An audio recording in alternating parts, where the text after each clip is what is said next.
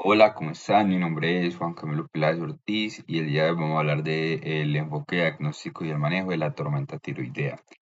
Entonces, primero, como para iniciar, unos conceptos clave. Hipertiroidismo es la elevación de hormonas tiroideas en sangre. La tirotoxicosis es la manifestación clínica del hipertiroidismo, es decir, la clínica que nos da la elevación de las hormonas tiroideas en sangre. Y la tormenta tiroidea es una emergencia que compromete la vida que se caracteriza por una clínica grave de tirotoxicosis con descompensación multiorgánica. Es decir, la tormenta tiroidea es una tirotoxicosis grave con descompensación multiorgánica. ¿Qué desencadenantes o causas vamos a tener? Entonces, es importante que hasta el 40% no tienen un desencadenante identificable, pero podemos tener algunos como enfermedad tiroidea, como infección, como relacionadas con el embarazo, como durante el trabajo de parto, tiroiditis postparto, estrés, malignidad, iatrogénico, como por ejemplo súper importante ahí la miodarona, y tóxicos como por salicilatos u organofosforados. Entonces, ¿cómo vamos a hacer la evaluación? Entonces, la clínica va a depender del sistema que esté comprometiendo.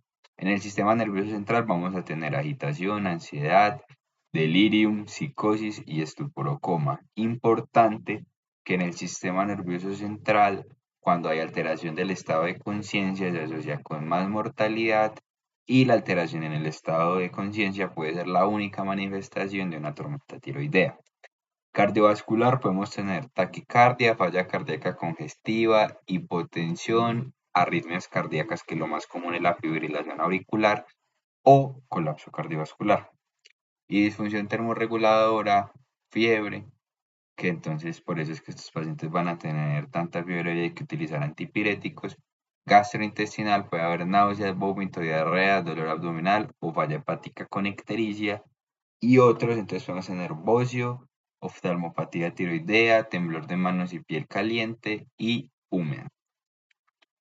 Bueno, dentro de los paraclínicos, entonces vamos a tener una bioquímica igual a la de un hipertiroidismo. TSH baja con T4 libre y T3 elevadas. No necesariamente tienen que estar más elevadas que un hipertiroidismo por ser más grave. No hay como correlación entre la elevación de los niveles con la gravedad de la clínica. Y otras manifestaciones del laboratorio entonces podrían ser la hiperglicemia, que se da por la inhibición de la liberación de insulina por las catecolaminas. La hipercalcemia por hemoconcentración y resorción ósea, puede haber alteración en el perfil hepático y leucocitosis o leucopenia. Y el diagnóstico entonces es plenamente clínico. Listo. Pero podemos tener ayudas diagnósticas como este score, el score de Bursche-Warshawski, que entonces fue un score que salió en 1993, incluye todos estos parámetros, alteración de la temperatura, los efectos en el estado de conciencia, en el sistema nervioso central, alteración gastrointestinal o hepática, cardiovascular y si tiene historia precipitante. Si tiene más de 45 puntos, nos sugiere tormenta tiroidea, de 25 a 44 de tormenta inminente y menos de 25 puntos es poco probable. Pero este score tiene un problema y es que es muy poco específico. Es muy sensible, pero poco específico. Entonces, un paciente con hipertiroidismo y con un cuadro viral, pues probablemente nos va a salir como intermedio o incluso que nos hubiera una tormenta tiroidea. Entonces, pues como que no sea utilizarlo como un recurso aislado, sino siempre guiado de la clínica y siempre la clínica va a estar por encima del juicio clínico. Y tercero, el manejo.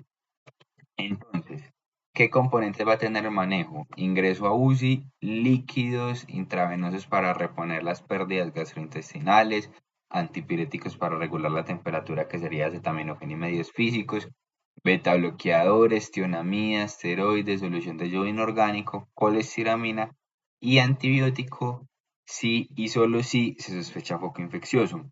Entonces, este manejo se va a reducir pues como a la mnemotecnia basic. Entonces, la B es de beta bloqueador y de antibiótico de amplio espectro por sus iniciales en inglés, antitiroideos, la S de secuestrantes de ácidos biliares, que sería la colestiramina, la I de yodo inorgánico, de admisión a UCI y de líquidos intravenosos por sus iniciales y corticosteroide. Entonces, vamos a ver pues como a detalle los componentes. Beta bloqueadores, entonces, ¿qué efecto hacen los beta bloqueadores? Va a reducir el tono adrenérgico y mejoría de la sintomatología. Está contraindicado en falla cardíaca descompensada o disfunción sistólica.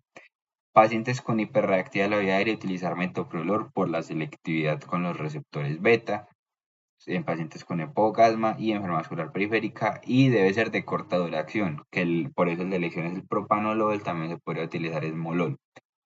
Presentación viene de 10, 40 y 80 en tabletas, y la dosis entonces la vía oral es de 60 a 80 miligramos cada 4 a 6 horas, y es la dosis que se requiera para controlar la frecuencia cardíaca y presión arterial. Ionamidas, entonces, tenemos dos, el propiltiuracilo y el metimazol. ¿Qué efecto tiene? Van a reducir la síntesis y liberación de hormonas tiroideas. Este efecto se va a dar 1 o 2 horas después de la administración del medicamento. Y entonces vamos a preferir el propiltiuracilo porque adicionalmente va a haber una disminución de la conversión periférica de T4 a T3. Pero en el escenario ambulatorio, cuando el paciente lo vayamos a dar de alta, hay que cambiarlo a metimazol porque el metimazol tiene mayor duración, mayor efecto y normaliza la T3 más rápido. Entonces vienen las tabletas de propiltiuracilo de 50 y 100 y el metimazol de 5. Y la dosis entonces de propiltiuracilo es de 200 a 250 cada 4 horas y el metimazol de 20 cada 4 a 6 horas. Importante que el propiltiuracilo, la ATA del 2016 sugiere como una dosis de carga de 500 a 1000, pero pues como que no en todas partes lo dice. Aptoid dice que no es necesaria la carga, que porque la dosis inicial es suficiente, a criterio. La solución de yodo inorgánico, entonces, va a tener un efecto de bloquear la liberación de hormonas tiroideas. Esto nos va a reducir costos y estancia hospitalaria y particularmente en la enfermedad de Graves también reduce la mortalidad. Solo lo vamos a utilizar 1 hora después del uso de las tionamidas para prevenir la síntesis de hormonas tiroideas en adenoma tóxico o uso multimodular con estas soluciones de yodo. ¿Qué presentación tiene? Yoduro de potasio o la solución de Lugol, que es yoduro de potasio y yodo. Bueno, dosis, entonces, yoduro de potasio, 5 gotas, que vienen de 50 miligramos por gota cada 6 horas. Y el Lugol, 10 gotas cada 8 horas, de 6,25 miligramos gota. El esteroide entonces va a tener como varios efectos. Primero, lo que da la conversión periférica de T4 a T3. Promueve la estabilidad vasomotora, reduce el proceso autoinmune en Graves y ayuda al manejo de la insuficiencia suprarrenal relativa.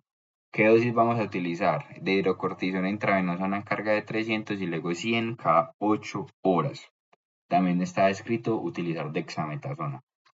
Y por último, la colestiramina nos va a reducir la circulación enterohepática de hormona tiroidea. ¿Y por qué se va a dar esto? Porque las hormonas tiroideas se metabolizan en el hígado, se conjugan con ácido glucurónico y se liberan por la bilis y en el intestino se reabsorben. Al utilizar la colestiramina reducimos pues como la recirculación por el ácido biliar, entonces pues van a disminuir en sangre sus concentraciones. Viene de 4 gramos el sobre y la dosis es de 4 gramos cada 6 horas. Y por último, recordar nuevamente la mnemotecnia que incluye pues como todo lo que hablamos del manejo. La B de beta bloqueador y antibiótico, la A de antitiroideo, la S de secuestrante de ácido biliar, la I de yodo inorgánico, de UCI de líquidos y la C de corticoesteroide. Muchas gracias, espero les haya sido de utilidad este video.